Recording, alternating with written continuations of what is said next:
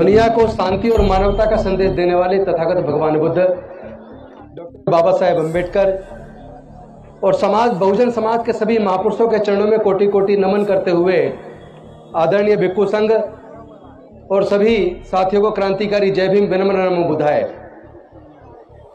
साथियों, समय कम लूंगा। हम लोग रोज चर्चा करते रहते हैं, पूरे देश का भ्रमण कर रहे हैं। मैं देख रहा हूं कई जगह हमारे अपने ही साथी अपने भाषण में कहते हैं कि हम ईंट का जवाब ईंट से, गोली का जवाब गोली से देंगे। ये लड़ाई औजार हथियार या तलवार की नहीं है, ये लड़ाई विचारधारा की है। वो लोग जो संख्या में केवल 12% हैं, वो अपनी विचारधारा के दम पर, चूंकि उसने जो बाकी के जो 85-88% लोग हैं उनके मन को भ्रष्ट करके उनको अपनी विचारधारा से जोड़ लिया है। जब 85 या 88% वाली विचारधारा के लोग 12% की विचारधारा के रास्ते पर चल पड़ेंगे और 85% में से केवल 12-15% लोग अपने बुजुर्गों की सांस्कृतिक विरासत में, अपने बुजुर्गों की विचारधारा पर चलेंगे, तो 12 वाले तो हो गए 85 और 85 वाले रह गए 15 या 12। यही कारण है कि 85% पर 15% राज कर रहा है। जो लोग अपने इतिहास को नहीं जानते वो कभी इतिहास नहीं बना सकते। इतिहास बनाने के लिए इतिहास को जानना होगा। हमें हमारी ताकत किन कारणों से है, अपनी ताकत को भी पहचानना पड़ेगा और हमारी कमजोरियां क्या है, उस कमजोरी को भी पहचानना पड़ेगा। अगर हम अपनी कमजोरियों को पहचान कर कमजोरियों को दूर नहीं करेंगे और जिस चीज में हमारे अंदर ताकत है उसको संचित कर और ज्यादा इकट्ठा कर मजबूत नहीं करेंगे, तो हम उन्हीं 12-15% लोगों से हारते रहेंगे। तो सच को जानना बेहद जरूरी है। हमारी ताकत क्या है, इसको जानने से पहले यह जानना जरूरी है ऐसे कौन से कारण है कि हमारे समाज के लोग लगभग 3-3.5 हजार साल तक गुलाम रहे। मैं समझता हूं इसका कारण एक ही है। इसका कारण वो धर्मशास्त्र है, वो सामाजिक व्यवस्था है जिसने हमें हजारों जातियों में बांटा, जिसने हमें वर्ण में बांटा, जिसने हमें पढ़ने लिखने से वंचित रखा, जिसने हमें व्यापार करने से वंचित रखा, जिसने हमें संपत्ति से वंचित रखा। और जब वो रास्ते खुले, डॉक्टर बाबा साहेब अम्बेडकर ने खोले। एक तरफ तो उन्होंने हमारे पढ़ने के रास्ते खोले, जब पढ़ने के रास्ते खोल दिए तो हमारे लोग स्कूल कॉलेज जाने लगे। उस वक्त स्कूल कॉलेज सरकारी होते थे, तो सरकारी स्कूलों से पढ़ के हमारे लोग जज, engineer, doctor, collector, scientist, professor बनने लगे। और धीरे धीरे उसका असर यह हुआ कि एक तरफ बाबा साहेब के रिजर्वेशन की वजह से संसद और विधानसभाओं में पहुंचे और दूसरी तरफ उनके द्वारा खोले हुए मार्ग की वजह से पढ़ लिख कर रिजर्वेशन से हम लोग नौकरियों में पहुंचे। तो थोड़ा थोड़ा घर में पैसा आने लगा, थोड़ा थोड़ा आत्मविश्वास आने लगा। और लेकिन इसके बाद असली खेल उसके बाद शुरू हुआ। जिन लोगों ने हजारों साल तक हमें गुलाम बना के रखा, उनको यह तकलीफ पैदा होने लगी कि अगर ये गरीबों के, दलितों के, पिछड़ों के, आदिवासियों के बच्चे इस तरह पढ़ लिख कर जज, engineer, doctor, collector, scientist, professor बनेंगे तो उनके खेतों में, उनकी फैक्ट्रियों में सस्ते मजदूर कहां से आएंगे। और वहीं से उन्होंने षड्यंत्र चालू किया और उस षड्यंत्र का मैं पर्दाफाश करने आया हूं। क्योंकि मैंने इस बात का सर्वे किया है कि जो सुप्रीम कोर्ट, हाई कोर्ट के अंदर जो जज हैं वो सरकारी स्कूल से पढ़े हैं या प्राइवेट से पढ़े हैं।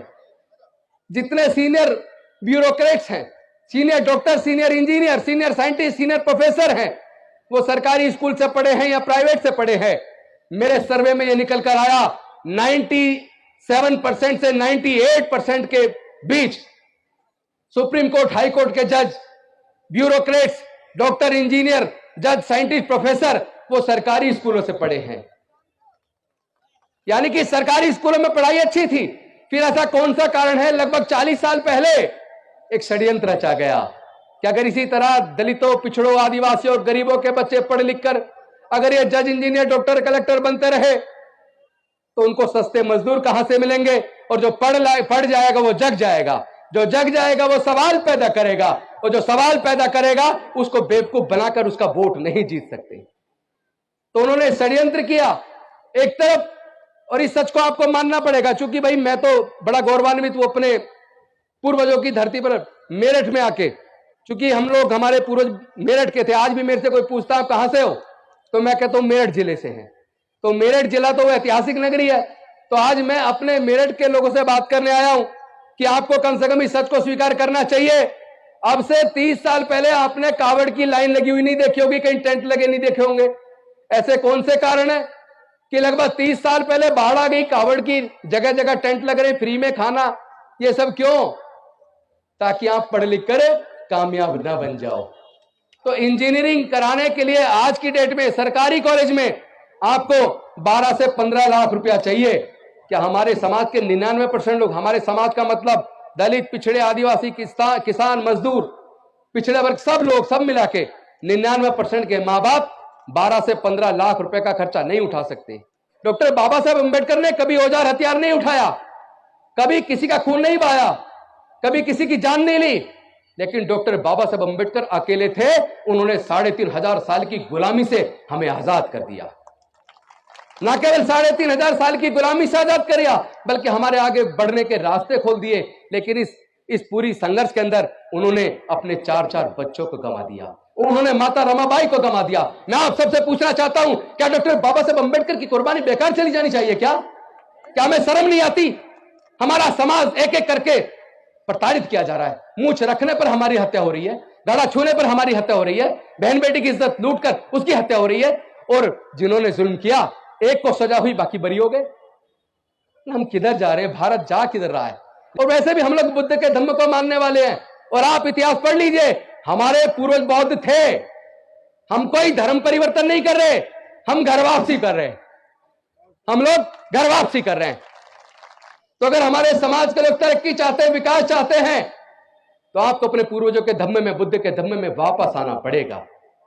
मैं धर्म परिवर्तन के खिलाफ हूं, मैं किसी की आस्था को ठेस पहुंचाने के लिए बिल्कुल तैयार नहीं हूं, लेकिन कोई हमारे आस्था को ठेस पहुंचाए वो भी हमें स्वीकार नहीं है। आपस में दलित, पिछड़े, आदिवासी सब लोग मिलके रोटी बेटी का रिश्ता शुरू करो। और मुझे आपको ये बताते हुए बेहद खुशी में हो रही है, पूरे देश में दलितों, पिछड़ों, आदिवासियों के बीच आपस में खूब शादियां होनी शुरू हो गई हैं। और बाबा साहब के संविधान को रख के, तथागत बुद्ध को और बाबा साहब की मूर्ति को रखकर और संविधान की प्रस्तावना को पढ़ के आज हमारी शादियां हो रही हैं, इंटरकास्ट मैरिज हो रही है। अब जो बच्चे पैदा होंगे उनके, वो किस जाति के होंगे? वो बुद्ध होंगे, बौद्ध होंगे, वो बौद्ध होंगे, क्योंकि उन्हें बुद्ध की शरण में आ गए। और बुद्ध और हमारे सम्राट अशोक का जो सपनों का भारत था, उस वक्त म्यांमार से लेकर काबुल, कंधार तक, ईरान तक पूरा भारत बौद्ध में था। जहां भी कहीं खुदाई होती है केवल बुद्ध निकलते हैं, कोई और नहीं निकलता। इस सच को समझ लीजिए। आपकी बुजुर्गों की सांस्कृतिक विरासत बेहद कीमती है। उस विरासत को सजाने, संवारने, संरक्षित करने का समय आ गया है। जाति छोड़ो, समाज जोड़ो। जाति छोड़ो, जाति छोड़ो, जाति छोड़ो। बौद्ध धम्म की क्या पहचान? बौद्ध धम्म की क्या पहचान? जय जय जय जय जय भीम, जय जय जय जय जय भीम।